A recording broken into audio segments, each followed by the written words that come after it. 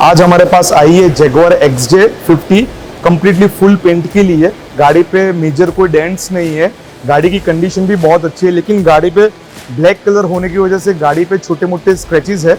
Customer को उनकी गाड़ी कंप्लीट पेंट करवानी है। ये गाड़ी में हम लोग आउटर बॉडी पेंट करने वाले हैं, अलॉयज को पेंट करने वाले हैं, headlights and tail light paint करने वाले हैं और जितनी भी प्लास्टिक की शो ग्रिल्स है उसको पेंट करके गाड़ी को एक फ्रेश लुक देने वाले हैं।